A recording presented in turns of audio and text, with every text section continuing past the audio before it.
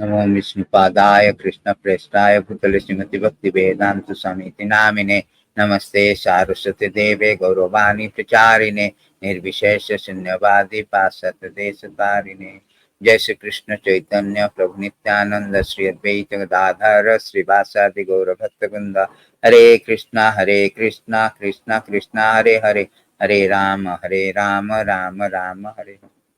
So Bhagavad Gita chapter 2, the contents of Gita summarized.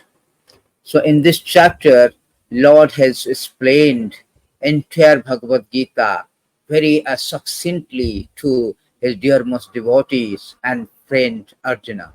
So let us start with that.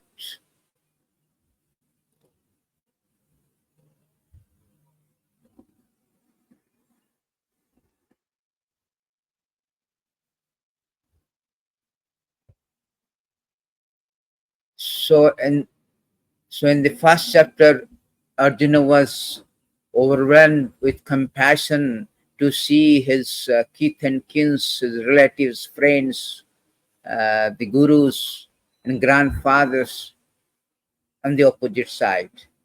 And he decided to set aside his bow and arrow and determined not to fight.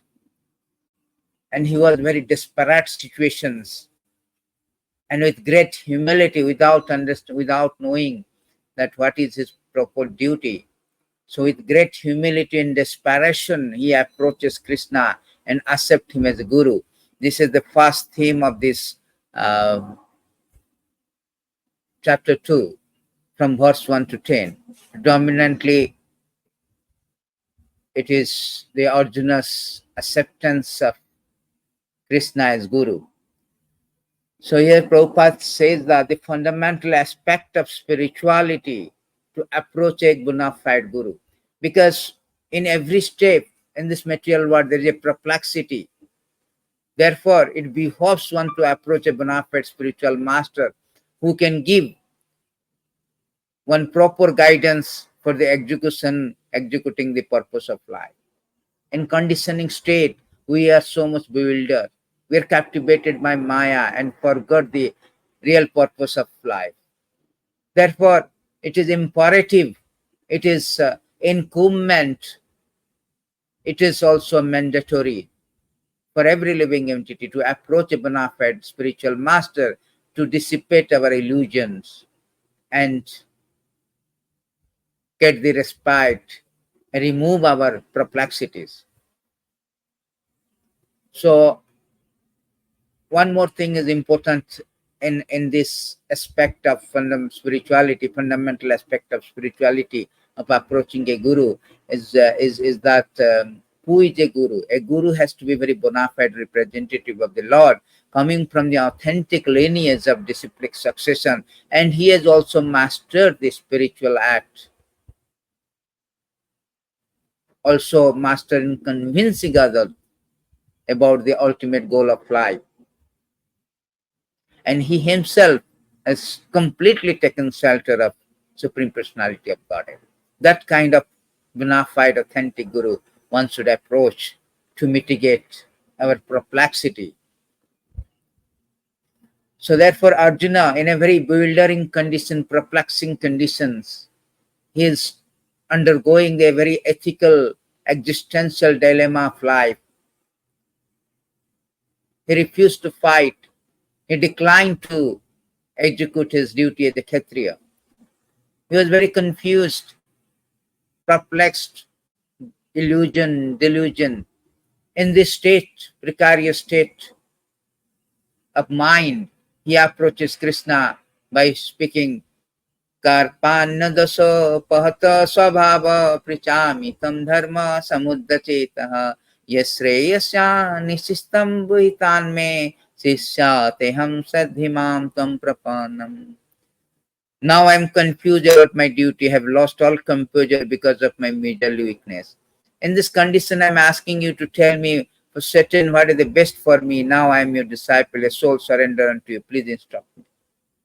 That is very fundamental aspect. Without spiritual master, spiritual life is a myth without merit. There is no spirituality without spiritual master. So in the second theme is about the identity. Who am I? The most fundamental understanding of spiritual life is who am I? Our real identity. That is imparted by the spiritual master. Unless we know our real spiritual identity, the spirit soul, who we really are, then all our other endeavors are prone to fail, prone to be useless, prone to be futile, because this is the fundamental understanding of spirituality, understanding of purpose of life, that I am not this body, I am the spirit soul.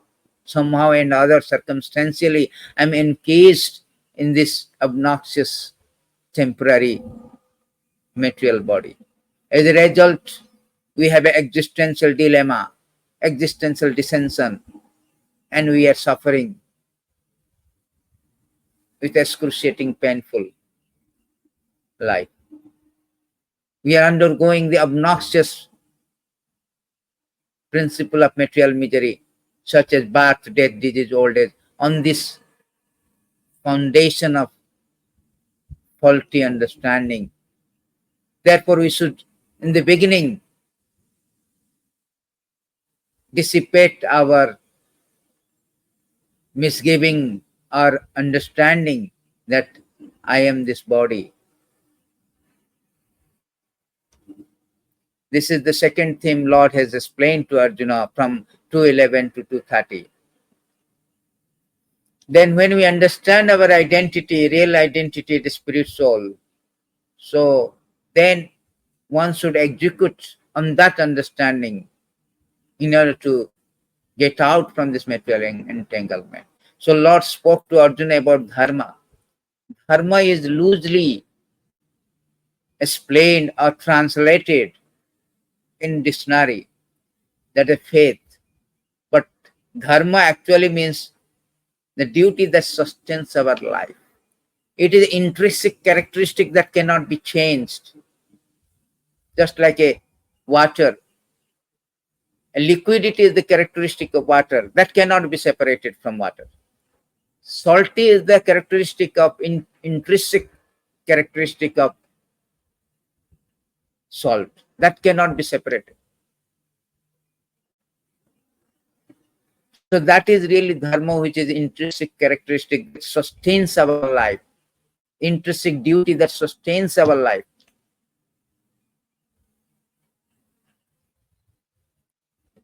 And Krishna, and one should not avoid this duty or negate this duty under any circumstances. So Krishna spoke two essential dharma. First one is Swadharma, worldly duty, or Varnashrama dharma. Everybody has been according to quality and according to his action, one has to perform his duty.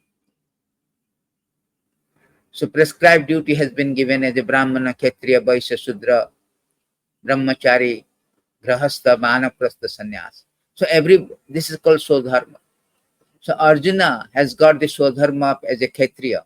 He is a Kshatriya by birth.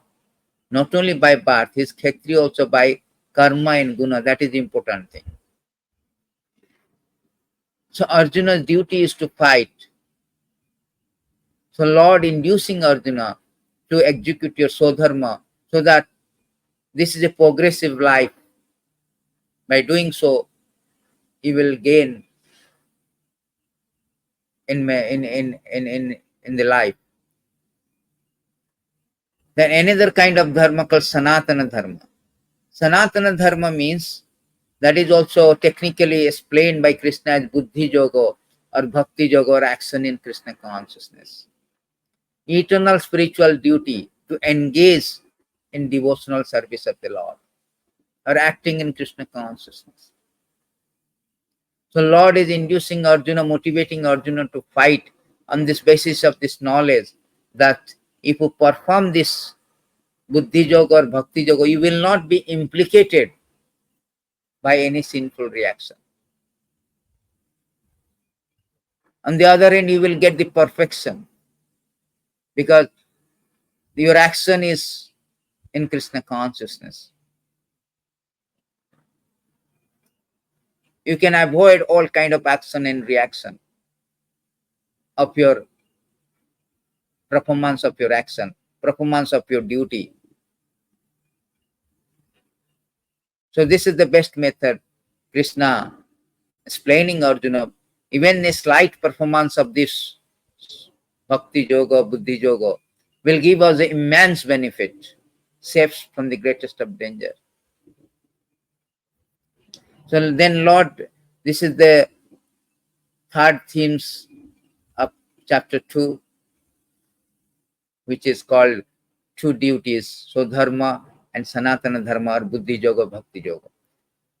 The fourth and final theme is symptoms of realized soul. Arjuna asks, what is the symptoms of a person who is acting in Krishna consciousness or who is Atmaram, who is a self-realized soul? So Lord explaining that as Partha, the main gives up all varieties of desire for sense gratification which is arise from mental conquest. When his mind thus purified finds satisfaction in the self alone, he is said to be pure and transcendental consciousness. And who is not disturbed in mind, even the midst of threefold of miseries.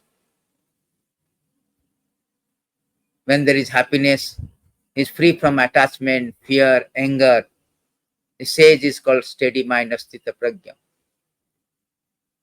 In the material world, who is not affected by the good or evil, and fixed in perfect knowledge, he is also called Sthita Prajna.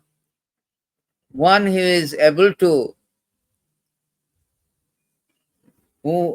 give all sense, withdraw his sense from the sense object, just like a tortoise. He is in a perfect consciousness. He is acting in a perfect consciousness. I spoke a very beautiful verses 270. Apuryamam achalapatishtam samudram apa pravistani yavat tabat kamayava pravistani sarve susanti mapnoti nakamo kami. Person who is disturbed is not disturbed by the incessant flow of desire that enter in like a rivers in the ocean, which ever being filled but is always still, can alone achieve the happiness. Then who strive to satisfy such desire. So this is a very good verses. It say that you want to be a Sthita Prajna, you want to be a Atmaram, self-realized soul. The symptom is that although there are so many desires is attacking us, but one who is able to control, able to always feel, who do not require any material desire, who do not want any material desire, who is satisfied completely, who is content. Mishram Punnam Sukhayati is already contained. He does not need anything materially. That person is actually eligible, is a steady mind, is a Sthita Prajna or Atmaram, self-realized soul. Not the person who always strives to satisfy those desires. So Lord ends that the benefit of becoming Atmaram or executing Krishna consciousness, Buddhi Yoga, Bhakti Yoga, he can go back to Godhead easily. Thank you very much. This is the end of chapter 2. All goes to Srila Prabhupada. Grantaraj Bhagavad Gita Ki Jai.